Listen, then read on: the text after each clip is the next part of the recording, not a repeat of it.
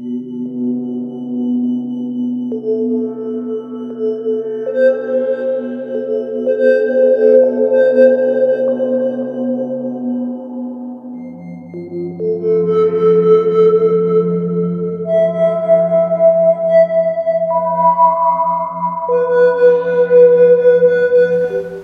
Peter Fønbo, du er astrofysiker, astronom og ansat på Niels Bohr Instituttet, videnskabsmand til fingerspidserne, og du forsker i dannelsen af de tidlige galakser 13 milliarder år tilbage i tid.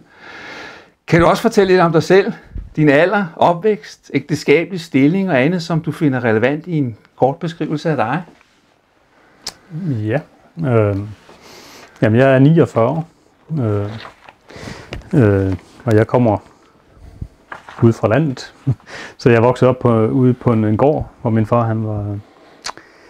han havde forpagtet noget jord ved en præstegård, så han forpagter en lille smule. Jeg tror, vi havde 13 køer. Og så min mor var skolelærer i den her landsby. Og så har jeg så læst fysik i Aarhus, og så efterhånden så er jeg så blevet ansat nu på Niels Bohr Instituttet. Så sådan rent privat, der er jeg så gift. Jeg har min kone, hun er også sådan lidt naturvidenskabsperson, så hun er molekylær biolog. Arbejder ved Novo Nordisk. Så har vi 2 børn, en dreng og en pige. Clara, som hun er 14 år, og så har jeg en, der hedder Rasmus, som er 11 år. Vi har mødt hinanden på Facebook, hvor du altid argumenterer positivt, imødekommende og fremadrettet i dine indlæg. Hvorfor har du denne atypiske adfærd på de sociale medier? Ja, men det har altså det er svært at sige, hvorfor er man som man er, men du har også været på Facebook, så du har også iagttaget, hvordan samtaler utrolig nemt kan kollapse. Så det er noget, jeg prøver på at tænke over. Altså, hvorfor det? Jeg synes, der er mange, der taler meget skidt om Facebook, og det er spild af tid og så videre. For mig er det faktisk utrolig givende, vil jeg sige, at bruge en del tid på Facebook. Men jeg synes kun, det er det, fordi jeg synes, at man kan lære noget ved at diskutere med andre mennesker. Det er ligesom det forum, og jeg synes, at man kan komme til at snakke med andre mennesker. Også nogen, som er meget forskellige fra en selv. Men sådan som jeg vurderer det, så er det kun noget, der fungerer, hvis det er, som man taler pænt til hinanden. Og prøver på at se, hvordan kan vi komme et eller andet sted hen med det, vi snakker om. Det er det, jeg prøver på at tænke over. Men ellers er det ikke noget, jeg synes, er særlig super bevidst om. Udover. Men hvorfor er det nødvendigt med ordentlig kommunikation? Hvad er egentlig ordentlig kommunikation? Altså, hvad er et ordentligt menneske? Ja, det er jo store spørgsmål. Kan du starte et eller andet bare kort? Fortæl om, hvad du synes er et ordentligt menneske? Jamen, det er jo først og fremmest noget at gøre med respekt, synes jeg. Altså, at man anerkender en eller anden form for ligeværdighed over for hinanden. Altså, også en eller anden form for ydmyghed over for et andet menneske.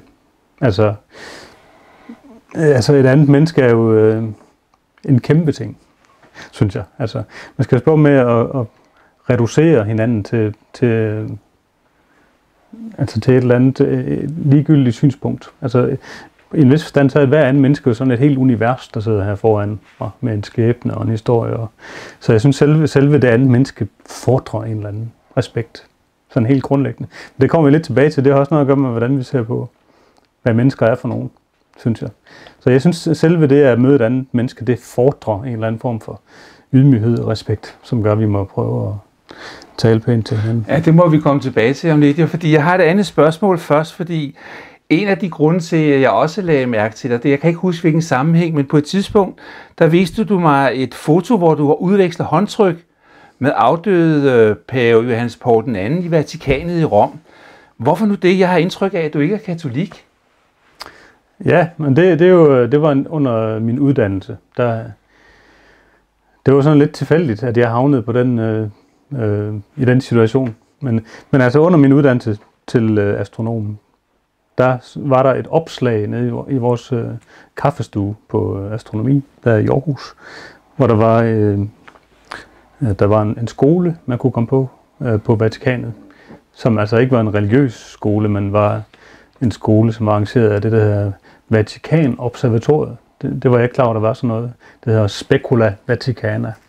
Altså det er Vatikanet, der har simpelthen et observatorium, det har de haft siden 1500-tallet, hvor de har jesuiter, som bedriver astronomisk forskning.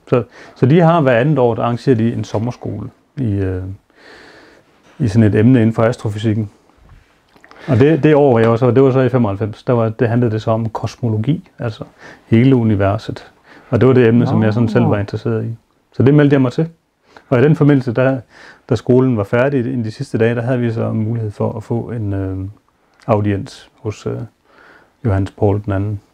Jeg tror, vi kommer tilbage til det på et tidspunkt, men der er også noget med, at du holder foredrag. Er det rigtigt? Ja, det er rigtigt. Fordi du bruger et udpluk af en tale, som Johannes Paul II holdt til jer, da du var der, og udvekslede håndtryk med ham. Hvad er det, den tale, sådan ganske kort, hvad var det, den handlede om? Altså, hvorfor den betyder så meget for dig? Ja, jamen, det var sådan en, man kan finde den på nettet, den tale, hvis man googler på sommerskole 1995, så ligger den, der kan man finde den på nettet. Men det var sådan en længere tale, men det udpluk, som jeg sådan ofte bruger, når jeg holder foredrag, det handler om, hvad skal man sige, det handler sådan lidt om, hvordan ser han, paven, forskernes rolle, og hvordan er det, de kan gøre gavn i samfundet.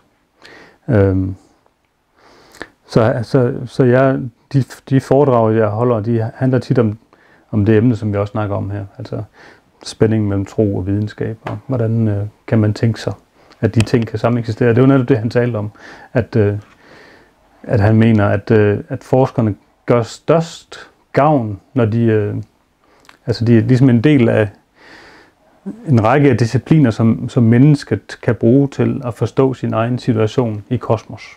Hvem er vi som personer? Hvordan passer vi ind i den store sammenhæng? Og der mener han, at det, som det bedste, vi kan gøre, det er at indgå i en frugtbar dialog med en række andre discipliner, som mennesket bruger til at forstå sig selv og sin eksistens. Altså, at der skal være en frugtbar samtale mellem litteratur og filosofi og politik og også teologi. Og det er også blevet ledende for dit liv, har jeg indtryk af. Ja, det er et perspektiv, som jeg selv synes giver mening. Så jeg har læst, at du tror på Gud, du beder til Gud, ovenikøbet sammen med dine børn. Du har Gud med i din hverdag, altså også på jobbet. Hvordan kan man som videnskabsmand have Gud med i sin hverdag, have ham med på jobbet? Er risikoen ikke, at dine kollegaer ikke tager dig seriøst som kollega og videnskabsmand?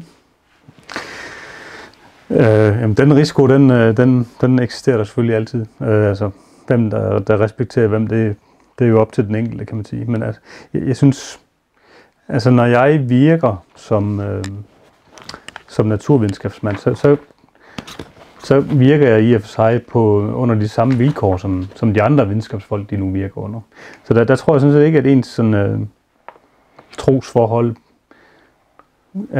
spiller en kæmpe stor rolle, når det handler om selve, hvad er det, man laver i det daglige, og hvordan er det, man går til problemerne, og hvordan er det, man underviser de studerende, og hvordan, altså alle de ting, som man nu skal gøre som videnskabsmand, det gør man sådan set på samme måde som alle dem, som har andre eksistentielle altså matematik og matematik. Ja, så det betyder sådan set ikke så meget. Jeg tror, det der er vigtigt for, hvad ens kolleger tænker om en, det er selvfølgelig, hvordan opfører man sig som person, og hvordan er ens, hvad kan man som forsker, tror jeg. Det er det, der er mest vigtigt, fordi det er ikke, man går egentlig ikke at tale så meget om, hvad de forskellige trosforhold er. Men hvordan samtænker du videnskab og tro? Er Gud ophav til din forståelse af verden, universet?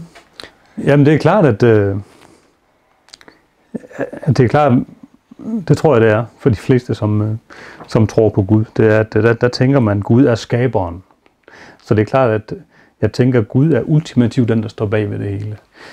Så på den måde tænker jeg, at Gud er altings ophav, som er altså en vending, som jeg godt kan lide. Men altså sådan, det er ikke noget, jeg synes, man behøver at gøre sådan særlig konkret. Altså tænker, hvordan skal vi så forstå Big Bang, eller hvad betyder det med Gud, og så der er evolution og sådan noget. Det gør mig ikke sådan særlig stærke meninger om, hvordan det nu skal samtænkes i det konkrete. Der tænker jeg lidt mere ligesom Paulus, du kender det der fra Korintherbrevet om, at vi forstår stykkevis. Og det er som om, vi ser tingene i et spejl, og der er gåder og sådan noget. Så der er sådan, vi er nødt til at gå til verden sådan lidt stykkevis. Jeg har ikke sådan en ambition om, at jeg sådan kan opstille sådan en stor model, hvor her er Gud, og sådan passer det ind med Big Bang. Og den ambition har jeg faktisk slet ikke. Men hvordan forstår du så Bibelens skabelsesforretning, for eksempel? Ja, det er jo... altså, den forstår jeg ikke, kan man i hvert fald starte med at sige, som sådan en naturvidenskabelig redegørelse for, at der var sådan en bestemt sekvens af 6 dage, som var 24 timer og så videre. Det tror jeg nu heller ikke, der er ret mange mennesker, der tænker sådan. Heller ikke. Det var noget af det, som jeg synes var noget af det fascinerende ved på den der sommerskole. Det var, hvordan de der jesuitter, de nu tænkte, de var meget filosofisk veluddannede. Og den en af de forelæsere, vi havde, det var faktisk en af jesuitterne. Han underviste i kvantekosmologi og alt sådan klassisk den naturvidenskabelige tilgang til hele spørgsmålet om universets tidlige fase. Så hvordan tænker jeg så omkring skabelsesberetningen? Jeg tænker mere, at det handler noget om, at verden er skabt af Gud, og den er villet af Gud, og det var godt. Altså, at der er en eller anden form for orden, som er skabt af Gud, og det hele er vildt. Det er mere det, som jeg tror er det vigtige i det udsagn, eller i den historie. Men hvordan ved vi egentlig, om Gud eksisterer? Jamen, altså det er et spørgsmål, hvad man mener med vide. Altså, med hvilket kriterie man har for, at man kan sige, at man ved noget. Så det kan man sige, det tror jeg er svært at sige, at det er noget, man kan vide med nogen sådan form for naturvidenskabelig sikkerhed. I princippet så kan man jo ikke rigtig vide noget som med nogen sikkerhed. Nej, men jeg tænker på, at man kunne tro, at man kunne se Gud i skaberværket. Ja. Jamen sådan er der nogen, der har tænkt, at i hvert fald vi kan lære noget om Guds væsen ved at studere skaberværket. Det er noget af det, som kan være en motivation for at være forsker i det hele taget. Det er, at man forstår verden som skabt, og derfor tænker, at ved at studere skaberværket, så er det en af de måder, vi har, hvor vi kan lære noget om skaberen. Det er noget, som jeg selv synes er sandt, og som man kan læse ned igennem hele historien. Og derfor synes jeg, at der er mange, der har det billede, at der er sådan en konflikt, der er en modstrid mellem, det er måske også et lidt tema, du har her med tro og videnskab, at det er sådan en konfliktforhold. Men det er sådan rent historisk, der synes jeg, det er meget upræcist at se på det på den måde. Altså, i langt det meste af historien har der været sådan et frugtbart forhold, og det er netop af den grund, som vi lige snakkede om. Altså, der har været sådan et ønske om at studere naturen, så kunne man lære noget om skaberen. Det er sådan en vis form af, det er en slags gudstjeneste at være forsker. Men på hvilken måde manifesterer han sig så? Det er vel ikke kun fordi, der er en smuk solopgang og nogle flotte bjerge, Nej. Altså, hvordan manifesterer han sig ellers? Ja, det er svært. Det synes jeg er svært at sige. Altså, i en vis forstand er alting vel en eller anden form for manifestation af Gud. Hvis man tænker, at Gud er skaberen, og Gud er ophavet til alting. Så på den måde kan man sige, at hvis man er troende, så tænker man, at alting i en eller anden forstand er en manifestering af Gud. Men du nævner ikke Jesus? Jo, det vil jeg så også komme til, fordi det er så specifikt, når vi så taler om kristendom, så vil vi sige, at der er en inkarnation. Altså der er Gud selv, der bliver til kød. Det er jo specifikt sådan, som vi vil tænke på det som kristne. Men det er jo... Det tror jeg, det for dem, der ikke er troende, der er det jo en forarvelse for tanken. Men så vil jeg også selv tænke på det, at når vi ser Jesus, så ser vi i en eller anden forstand, hvem Gud er. Kan man også se Gud i et andet menneske? Ja, det tror jeg da. At i en vis forstand, i hvert fald at hver enkelt menneske, altså vi taler om, at vi er skabt i Guds billede, så i hvert fald sige, at hver enkelt menneske er en afbildning af Gud i den forstand. det er klart, det er ikke Gud selv, men det er en eller anden form for... Altså, et hvert menneske har den der værdighed i kraft af at være skabt af Gud, og et Guds billede. Det synes jeg, man kan sige. Som ung var du flov over at tro på Gud. Hvad har ændret sig? Ja, altså... Jeg tror, at jeg var... Nu er så tilbage der i teenage-årene. Der var det i hvert fald en tvivl, jeg havde. At om det var på en eller anden måde noget, man skulle være flov over. Jeg tror ikke, jeg vil sige, at jeg sådan var helt... Det var i hvert fald en tvivl, jeg havde. Om det på en eller anden måde var noget, der var...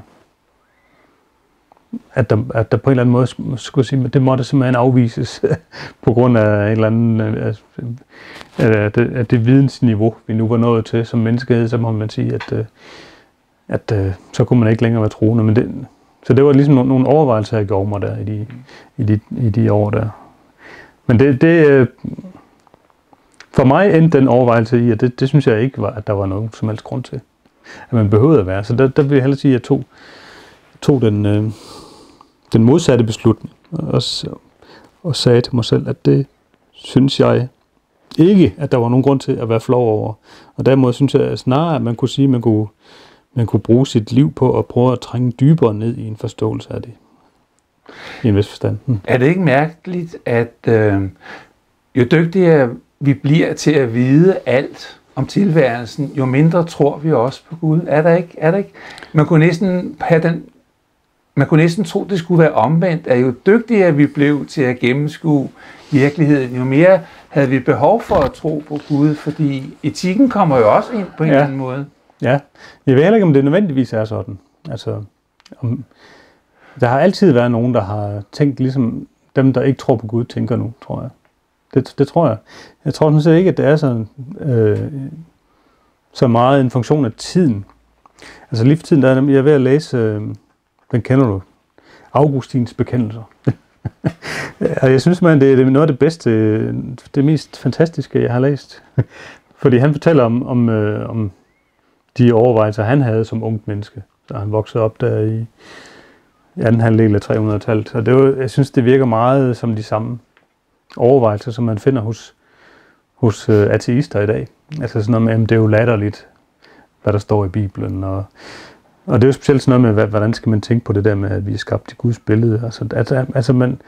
Der var nogle folk der gjorde sådan nogle forsimplede billeder af, hvad det er, man tror på. Og som gjorde grin med det og latterligt gjorde det. Og jeg tror, det er sådan lidt det samme. At der er nogle forsimplede billeder, man gør sig af, at hvis man er troende, så skal man nødvendigvis tro det og det og det og det. Så gudløsheden har altid været der? Det tror jeg, den har. Og det går så også lidt op og ned. Men hvorfor tror du, at mange mennesker synes, det er ubegavet at tro på Gud? Jeg tror, det skyldes også, at der har været nogle konflikter. Altså det er jo ikke fordi, at der altid har været et harmonisk forhold mellem tro og videnskaben. Der har været nogle... Så der er ligesom sådan nogle ikoniske begivenheder, som har givet mange folk det billede, at det på en eller anden måde, så er det sådan, at hvis man er troende, så er der en eller anden form for, så er det sådan en, der er en inkvisition, og der er en liste over tilladte bøger og sådan noget. Altså, at der er nogle ting, man ikke må sige. Man må ikke sige, at jorden kører rundt om solen. Har der været hele historien om Galilei, og der var en strid i forbindelse med livets udvikling og Darwin og så videre. Så der har været sådan nogle historiske perioder, hvor der er sådan en meget tydelig konflikt mellem nogle trosforestillinger og så hvad naturvidenskaben har fundet. Men ligger det ikke også i mennesket, at de gerne vil vide alt? Altså, og det må jo give en konflikt med at tro på en Gud. Jamen, jeg mener selv, at der er ikke noget af det, som vi kan opbygge viden om, som er forkert. Altså, som vi ikke må prøve at blive klogere på. Det tror jeg sådan set ikke. Det er mere, hvad vi gør med den viden, som kan være problematisk. Altså for eksempel, så kan man sige, det er ikke i sig selv forkert at lære noget om hvad der sker med atomkerner, og hvordan man kan udvinde energi fra det. Altså man kan sige, det er en anden sag, at man laver nogle bomber og smider i hovedet på nogle folk, som så slår millioner af mennesker ihjel og så videre. Ja. Altså på den måde, så kan man sige, at der er viden, men og så spørgsmålet, det er en ting, hvordan indsamler vi viden, en anden ting er, hvad gør vi med det, vi nu har fundet ud af. Så jeg synes ikke, der er noget forkert i at indsamle viden, men vi skal tænke over, vi har et ansvar for, hvad vi bruger den viden til. Jeg vil godt tale om en af dine kollegaer, Albert Einstein. Han har skulle have sagt følgende: vi er brudt igennem den for os af Gud satte grænse og har gjort os selv til vrængbilleder, ja, til dæmoner. Hvad tror du, han mente? Ja, jeg tror, han har tænkt på sådan noget med atomvåben. Men det, jeg kender ikke helt den præcise kontekst. Jeg prøver lige at slå det lidt op derhjemme, inden jeg tog afsted. Jeg tror, det var i forbindelse med den, det skrev du også, det var den her verdenskongres i 1951. Nå ja, de intellektuelle verdenskongres i 51. Ja. Så jeg tror, der var lidt politik i det også, tror jeg. Men hvis vi nu ser bort for det, hvad kan han have ment? Fordi jeg tror også, at Einstein, han var jo også en fortaler for, at der skulle udvikles atomvåben, så man kunne standse aksemagterne og så videre. Men han har vel tænkt på, jeg tror det var så i forbindelse med tiden efter den anden verdenskrig, og hele opbygningen af den kolde krig. Og den frygt, der var for, at det hele så skulle ende i en eller anden form for Ragnarok. Jeg tror, det har været i den sammenhæng. Hvad er det for en grænse, han taler om? Hvad er det for en grænse, som Gud har sat? Og så bryder vi igennem den og har gjort os selv til dæmoner? Ja. Jeg synes ikke, det ligner Einstein at udtrykke sig så.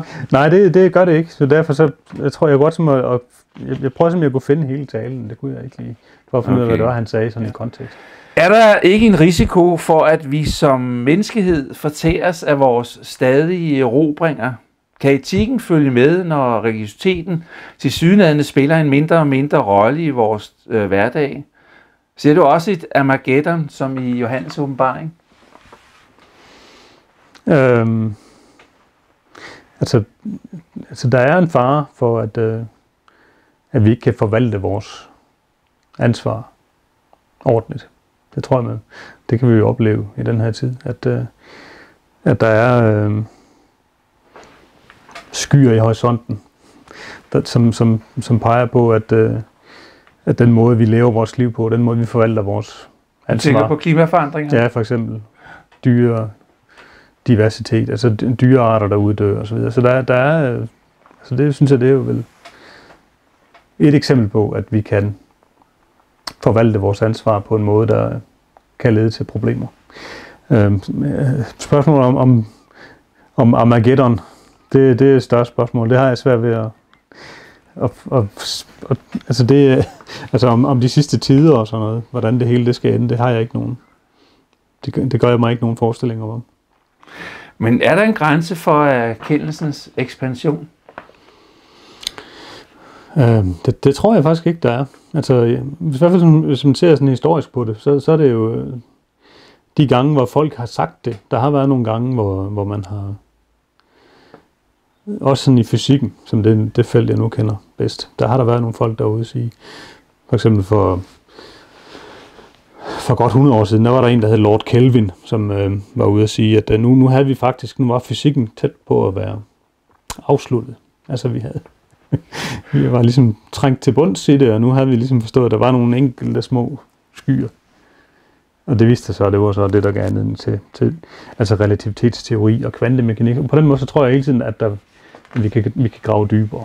Det kan godt være, at det bliver sværere og sværere. Det tror jeg. Men altså, jeg tror godt, vi kan komme videre hele tiden. Hvis jeg spørger dig om himlen i naturvidenskabelig forstand, så vil du sikkert kunne give et rimeligt svar. Men hvad hvis jeg spørger dig i en religiøs sammenhæng? Hvad er himlen så? Ja, så tænker jeg mere, at det er sådan et ord, som handler ikke så meget om et sted i universet, men som Gudsriget. Altså det er, at der er en dybere virkelighed, som er det, som man kunne kalde Gudsriget, som man så også bruger ordet himlen for. Jeg tror, tilbage i tiden har man nok tænkt det lidt mere Fysisk, ja. Jeg har sådan nogle, når jeg holder foredrag, så plejer jeg at fortælle lidt om sådan om verdensbilledets udvikling. Og der kan man finde sådan nogle tegninger fra middelalderen, hvor man så har, altså man har jorden i midten, og så kan man se de her skaller, som de forskellige planeter nu var i. Og så var der en stjerneskal, og så har der været sådan en, eller yderst så står der så habitum dei, så derude der har Gud så været. Jeg ved ikke, om de har tænkt på det som et mere fysisk sted, hvor Gud var. Sådan tænker jeg ikke på det, i hvert fald ikke. Jeg prøver ikke, ligesom det jeg snakker om med Paulus og forstå stykkevis, så prøver jeg ikke at tænke, at Gud og himlen og Guds rige, det er sådan et bestemt sted i universet, hvor Gud opholder sig som sådan en eller anden fysisk person. Sådan tror jeg ikke, der er nogen, der tænker. Så det må være i en eller anden forstand en dybere virkelighed. Ja, fordi begrebet Guds rige, det er jo et af de mest brugte i Bibelen, har jeg ladet mig fortælle. Okay, og man kan jo godt sige, jeg ved ikke faktisk, om det står i Bibelen, men man kan jo godt have det synspunkt, at Guds rige er i os. Ja, men det siger Jesus vel det sted, gør han ikke det? Jo, det tror jeg også. Ja. Så det er ikke nødvendigt noget eksternt? Nej. Det er jo en spændende tanke. Hvad betyder den for dig? Ja, han siger også, at Guds rige er kommet. Er ikke det, han siger? Ja, hvad det betyder det? Jamen, det er vel det, at som har et eller andet at gøre med hele Jesus-figuren. Personen Jesus. Hvad betød det? Hvad betød det, at han var der? Jeg er ikke teolog, skal jeg skynde mig at sige. Og mit eget trosforhold er sådan relativt naivt. Så for mig betyder det, at der er en eller anden form for fred, der er blevet genetableret med Jesus. Kan man gå så langt som til, nu spekulerer vi lidt, jeg er godt klar over det, men kan man gå så langt til at sige, at paradiset, som jo også er et vigtigt begreb, allerede er her i den forstand, at Guds rige er i os som mennesker? Forstår du, hvad jeg mener med, at hvis vi alle var, som Gud gerne ville have, vi skulle være, så var paradiset her allerede? Jamen, det tror jeg godt. Men man kan sige, at døden er jo stadigvæk en del af vores virkelighed. Jeg tænker, at på en eller anden måde vil, og det vil min naturvidenskabelige bekendte synes var helt uforståeligt mere. Jeg tænker, at ultimativt vil det også være sådan, at døden ikke længere vil være en del af virkeligheden. Den ultimative fremtid, tror jeg, der er for os alle sammen. Så i den forstand tænker jeg, at der stadigvæk er noget, der ikke er helt som det skal være. Selvom at Jesus har været her, og vi har i den forstand af Guds rige kommet. Er det også den måde, man skal forstå, når vi taler om, at Kristus har besejret døden? Er det det, du tænker på, når du giver udtryk for det her? Ja. Meget uvidenskabeligt. Ja, det er det vel i en eller anden forstand. Det er ikke noget, jeg tænker noget konkret om. Jeg tænker bare, at jeg tror, at døden i en vis forstand, når vi taler paradis, ikke vil være der. Så på den måde tror jeg, at der er noget i det liv, vi har nu, som ikke er helt i mål, så at sige. Så du mener ikke, at døden er det sidste? Det er ikke punktum? Nej, det mener jeg ikke. Okay. Ja, det mener du, at det ikke er? Ja, det mener jeg, det ikke er. Hvorfor tror du, at kristentroen er på vej ud af vestlige samfund? Hvem har svigtet? Jamen, det ved jeg heller ikke, om det er nødvendigvis. Jeg ved godt, at den er nok nedadgående, men jeg tror ikke, vi sådan skal være opgivende. Jeg tror, at der er en... Specielt måske i de her år, er der en stigende, eller en genoplivende interesse for vores kristne kultur. Så jeg tror sådan set, at der stadigvæk er muligheder. Hvad er forskellen mellem kultur og tro? Ja, det er selvfølgelig, at man tror på Gud. Altså, vi taler altid om den den kristne kultur, men hvorfor taler vi aldrig om den kristne tro? Ja, men det er måske en af grundene til det, at det er gået lidt ned ad bakke, at man ikke har turde at tale om det, eller at man har følt, at det var Der er en eller anden form for, hvad hedder sådan noget? Blufærdighed, ja, det var det ord. Ja. Over for hele, at vedkende sig at være troende. Ikke hos børn. Hvorfor ikke hos børn. Jeg tror, det sker for mange også, ligesom det skete for mig, da i teenageårene. Der føler man, at på en eller anden måde, så er det ikke, det er ikke rationelt nok. At troen er en privat sag. Hvorfor skal den pakkes ind i den der private folie? Ja. Hvorfor kan man ikke rent spontant i alle mulige sammenhænge tale om at tro? Hvor kommer den der blufærdighed fra? Ja. Det er et godt spørgsmål. Jeg ved det faktisk ikke, hvordan det er kommet dertil. Er det fordi naturvidenskaben er større? Ja. Det er et eller andet, der gør, at vi er meget private på en eller anden måde. Vi tør ikke at... Men er det rigtigt? Fordi når jeg ser på Facebook, eller jeg ser fjernsyn i dag, så er der jo ingen grænser for, hvad folk vil krænge ud af deres privatliv. Så det kan ikke være rigtigt, når du siger, at vi er meget private, fordi det er vi jo netop ikke. Men vi er private omkring troen, ja, men når det kommer til alt muligt andet, så krænger vi jo os ud. Ja. Hvordan hænger det sammen? Godt, jeg ved det faktisk ikke, hvorfor det er sådan. Det har jeg ikke noget godt svar på. Videnskaben har du i dit liv. Hvad er det troen på Gud giver dig, som Johan? Ja, det er svært at sige, for det er ikke sådan noget, jeg søger for, at det skal give mig noget. Jeg tænker ikke sådan nyttevirkningsmæssigt på troen. Jeg tror, det er bare noget, som jeg ikke kan undvære. Som bare er noget, som jeg synes er... Det er sådan, som jeg forstår hele tilværelsen, vil jeg sige. Det er ikke fordi, at det nødvendigvis skal give mig noget. Bortset fra, at jeg godt kan lide, der er det helt i starten af den her Augustins bekendelse, som jeg er ved at læse nu. Der er sådan et han skriver der i indledningen, jeg tror det er en af de første sætninger, der overhovedet er, at vort hjerte er uroligt, og vi finder hvile i dig, skriver han om Gud. Så det synes jeg også er sandt for mig. Du hviler i din tro? Ja, det synes jeg. Ja, det giver mig en eller anden form for ro. Er det også derfor, du er så venlig på Facebook? Det tør jeg ikke sige. Det kan jeg ikke vide. Okay. Du er opdraget med en kristen dimension i tilværelsen. Hvor meget har denne opdragelse betydet for dig senere i livet?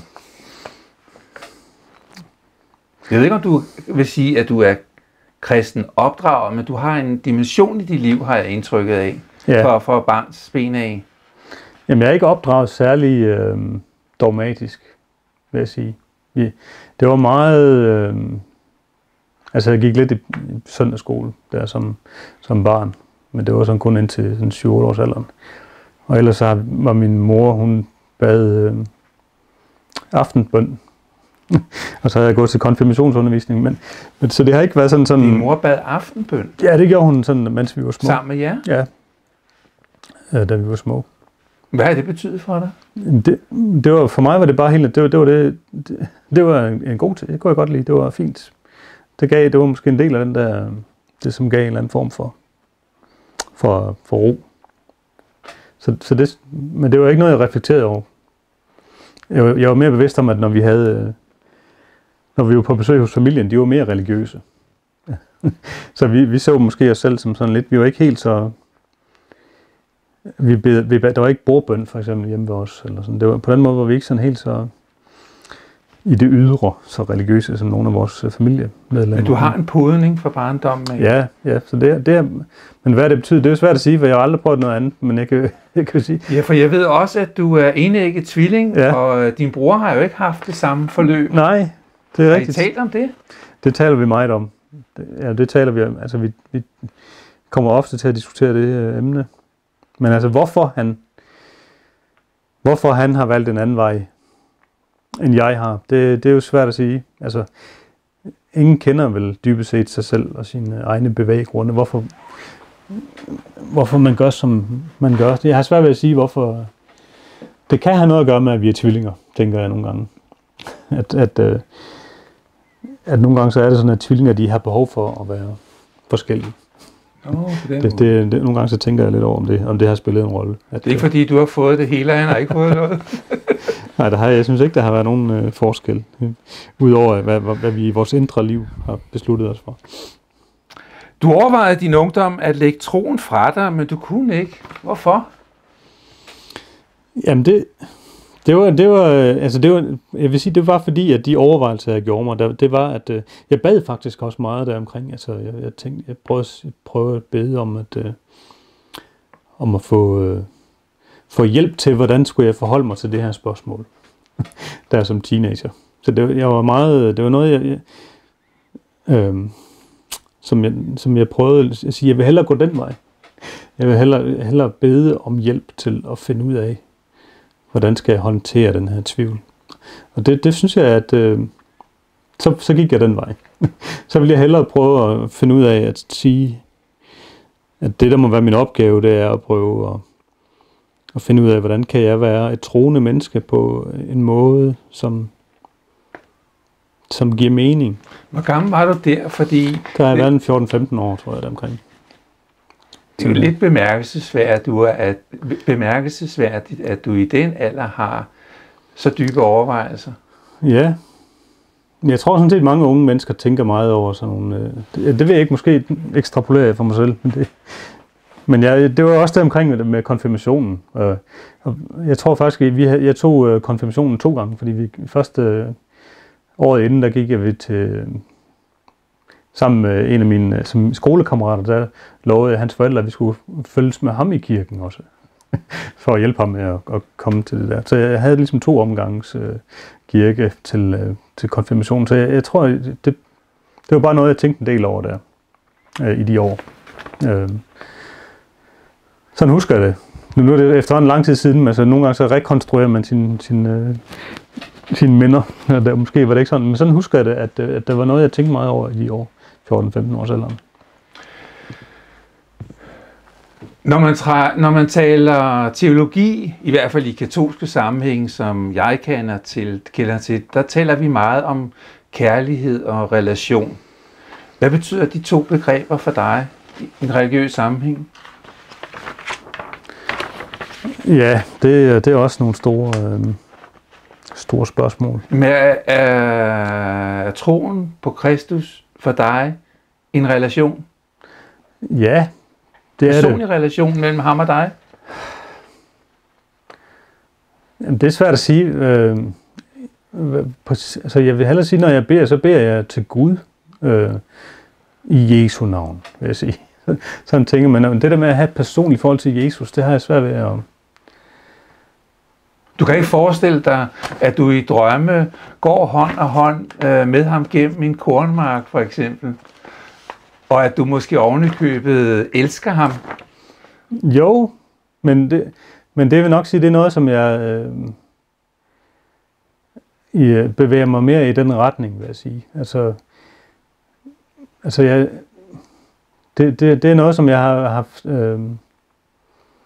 jeg synes, det er meget svært at forstå hele, det tror jeg, det er for alle mennesker, hele treenighedanken. Altså, hvordan er det, vi skal forstå? Ja, hvis nu holder os til Kristus som menneske, Gud i Kristus, så en af de store styrker ved kristendommen, sådan som jeg opfatter, det er jo lige pludselig, at Gud bliver kød og blod. Ja. Og vi ved jo også, at vi elsker Gud, fordi at Gud elskede os først. Ja. Det er jo nogle meget vigtige grundsætninger. Ja. Forstår du det, at man så, altså det er nemt at elske en, som man ved allerede elsker en? Altså for jeg tænker på ens forældre for eksempel. Ja. Et barn elsker sine forældre, fordi det ved så elsket. Ja.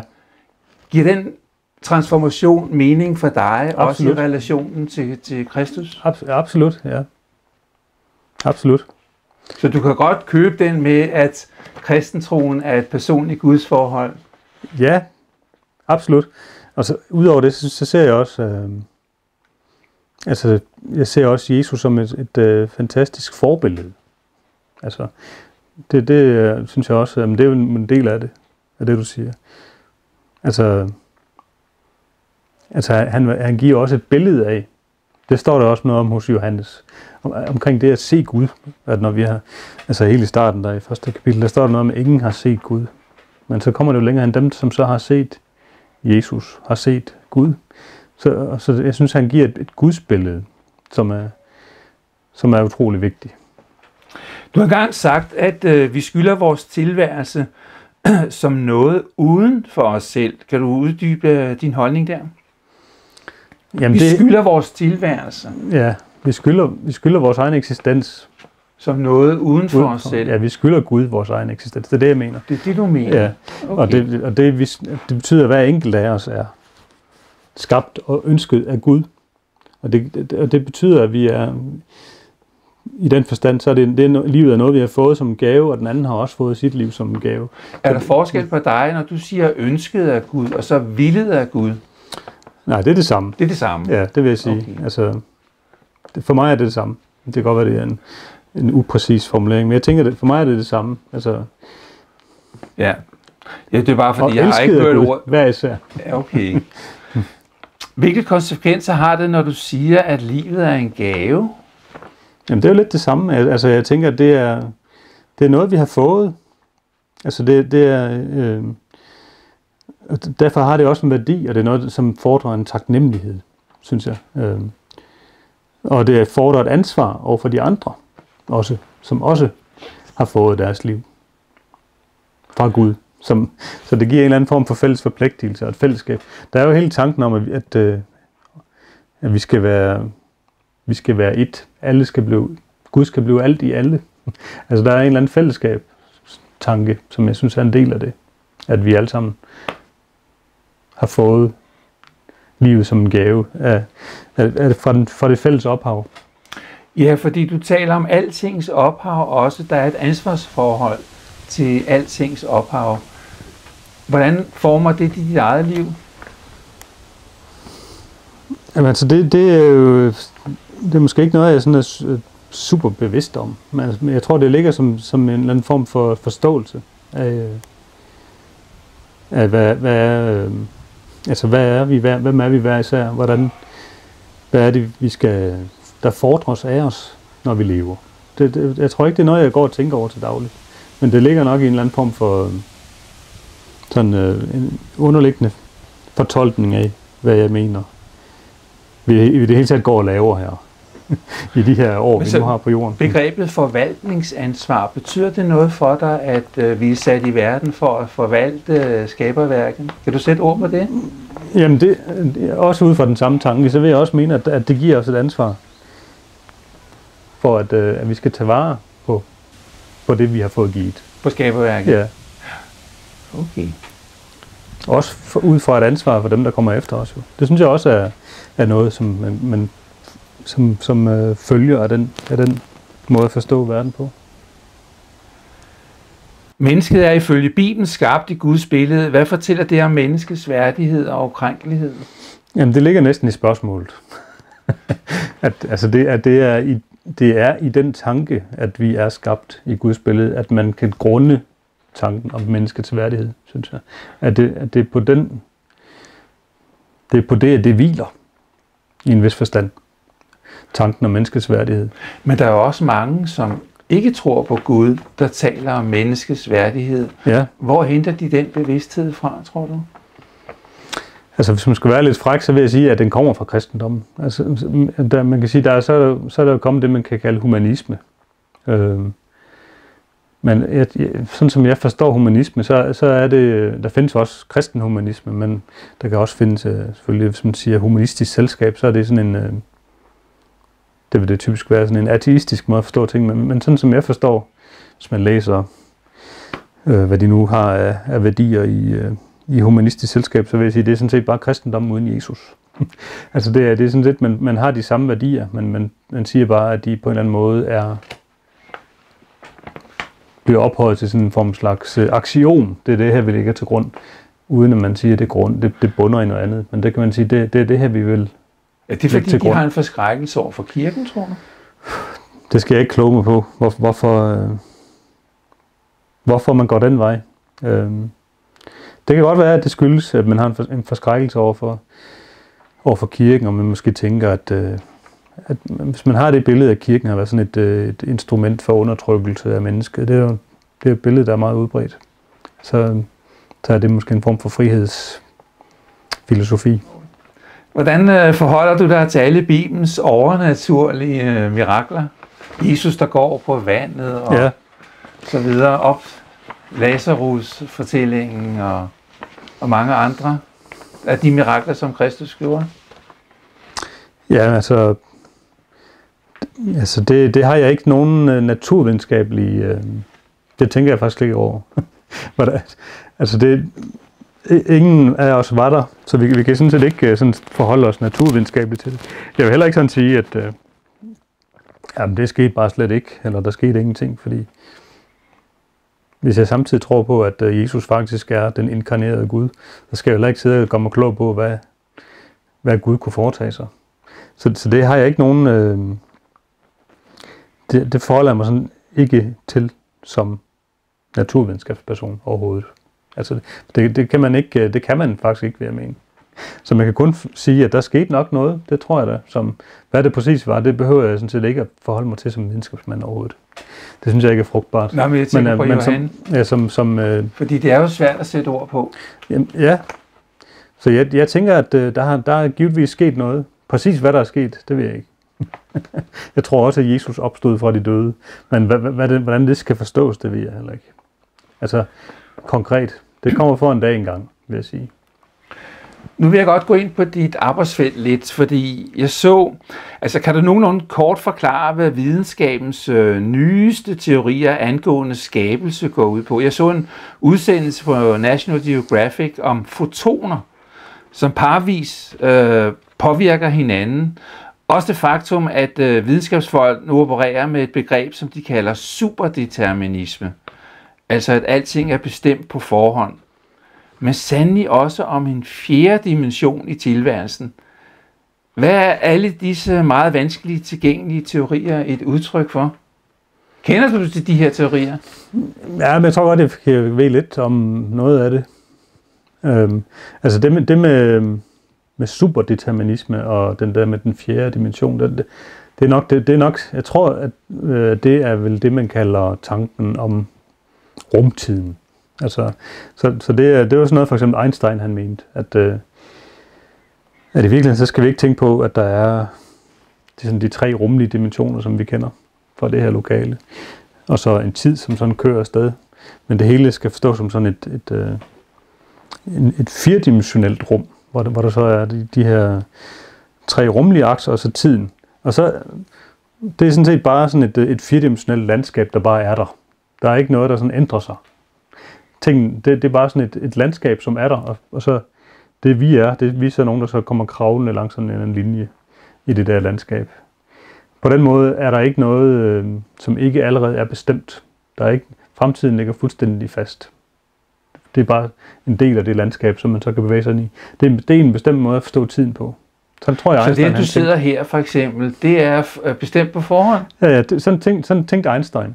Det er jeg ret sikker på, at det var hans forståelse af tiden. Det var sådan en slags illusion.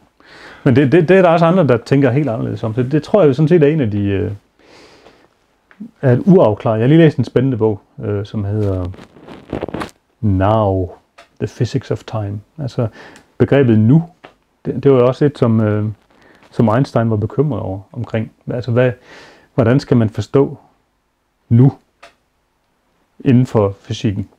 Altså, fordi det passer jo ikke rigtigt med det billede, han selv, det som jeg lige har snakket om, at der er bare sådan et firedimensionelt landskab. Altså, vi har alle sammen en klar oplevelse af, at der er noget ganske særligt ved netop det øjeblik. Altså, vi er kun til stede i nuet, og så kan vi reflektere over, hvordan det var i fortiden, og vi har ikke nogen viden om fremtiden. Så der er et eller andet helt i vores allesammens daglige liv, som siger os, det kan simpelthen ikke være rigtigt, at hele det her firedimensionelle ting, det er bare sådan et landskab, der bare er der, som ligger fast. Så jeg vil sige, personligt vil jeg sige, det ved vi ikke. Og den der bog der, som hedder Now, The Physics of Time, den har en helt anden forståelse, end den, som Einstein han så støttede. Hvor han siger, at altså, fremtiden eksisterer ikke. Det er ikke sådan, at det er determineret. Så jeg vil sige, de ting, du nævner der, de har spekulativ karakter. Og det er derude, hvor folk de går og sådan og famler lidt i mørket og prøver at forstå, hvad er det. Men så der må ligge nogle beregninger bag.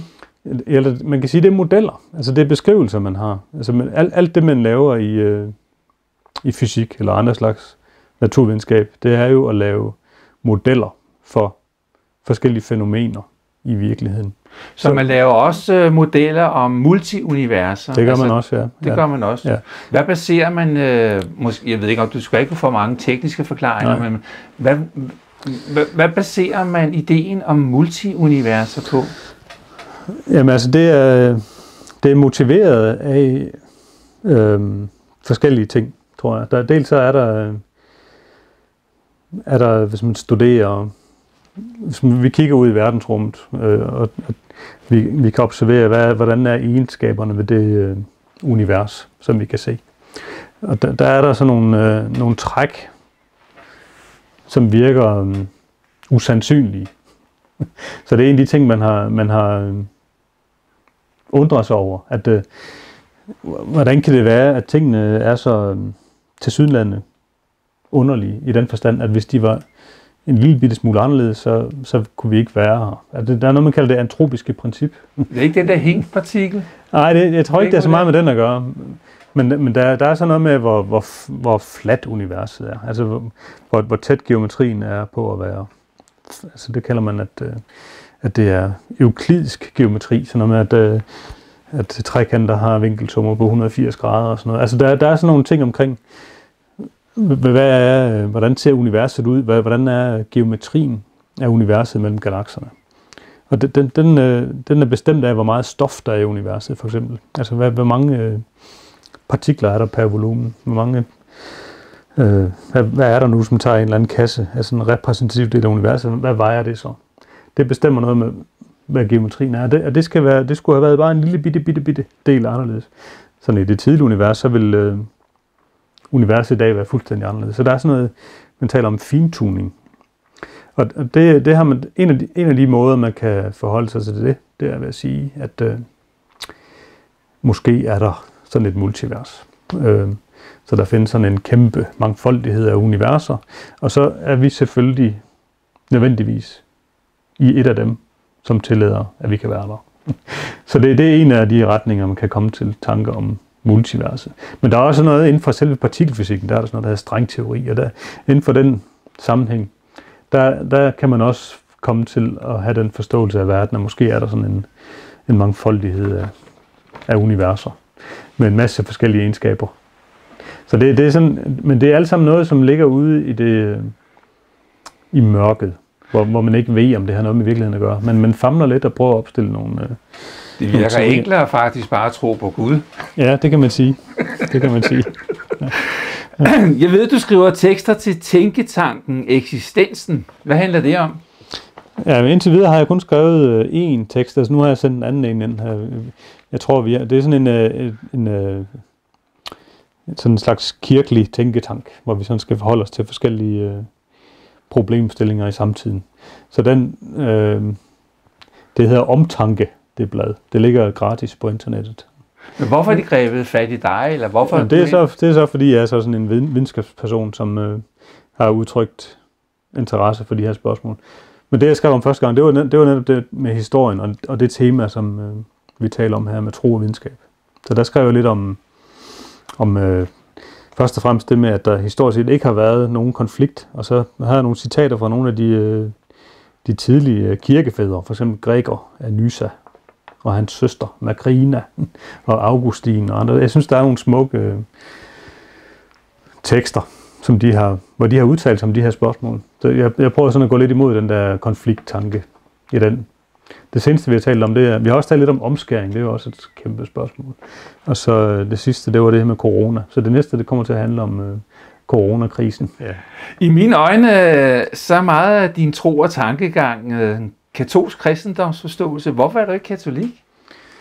Jamen det vil jeg sige, det er rent historisk betinget. Jeg kunne sagtens have været katolik, hvis jeg var vokset op et andet sted. Men nu er jeg så havnet her. Jeg er døbt i folkekirken. Så det tænker jeg sådan, det har noget at gøre med, for mig, jeg tænker, katolsk, det betyder vel ikke noget med den hele, gør det ikke, den hele kirke. Eller. Så i den forstand, så tænker jeg lidt på mig selv som en katolik. Altså som en del af den hele kirke, og desværre er den kirke brudt. Det er noget af det, som jeg selv er ked af, at den er så brudt. Men det, hvis man ser på historien, også hvis man læser Augustin, også på hans tid var der jo alle mulige folk, der var brudt ud. Der var manikæer, og der var nestorianere. Så, altså, jeg tror, det er noget, der plager vores kirke, at den har haft sådan en trang til at bryde op i sektioner. Det synes jeg selv er frygteligt trist. Så jeg ser mig selv som katolik i den forstand, at jeg ser mig selv som en kristen, som en del af den store kirke. Og så jeg har overvejet, om jeg skulle blive katolik i sådan en mere snæver forstand, men så føler jeg lige der hvor jeg er nu, der har jeg ligesom nogle nu er jeg en del af en menighed der i Herlev, hvor jeg kommer fra, og der føler ligesom at det har jeg det sådan set fint med at komme i den kirke, og jeg føler lidt at der har jeg måske lidt der kan jeg prøve at bidrage til noget der. Astrofysiker Johan Peter Fynbo, tak fordi du ville medvirke til en videosamtale her til Katolsk Liv. Selv tak.